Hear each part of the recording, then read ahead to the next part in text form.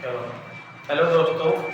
तो आज हम लोग क्लास 10th के गणित का कुछ प्रश्न देखेंगे। तो ये प्रश्न है कि निम्नलिखित संख्याओं के गुणनखंड ब्रिज बनाओ।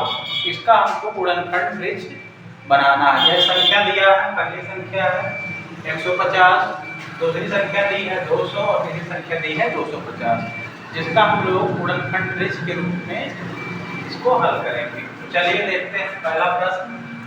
तो पहला प्रश्न हमारा है 150। देखते हैं कैसे हम लोग गुणनखंड ब्रिज के रूप में बनाते हैं।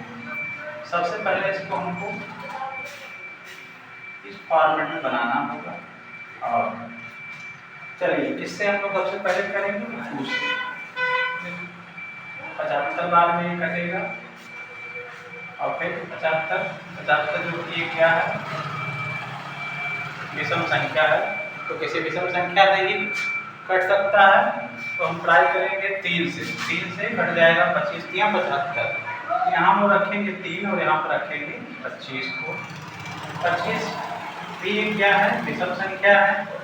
तो विषम संख्या है इसीलिए इसको भी किसी विषम संख्या से ही काट सकते हैं।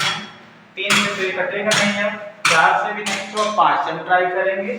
5 से 5 25 होता है। ये इसका पूरा गुणनखंड ब्रिज बन गया।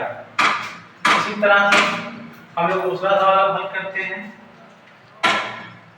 दूसरा सवाल हमारा है 200। इसको भी ऐसे हम लोग इस फॉर्मेट में बना करके हल करेंगे। सम संख्या है तो 2 से ही कटेगा। 100 गुना 200 होता है, यहाँ हो जाएगा 100। फिर इसको हम लोग आगे तोड़ेंगे।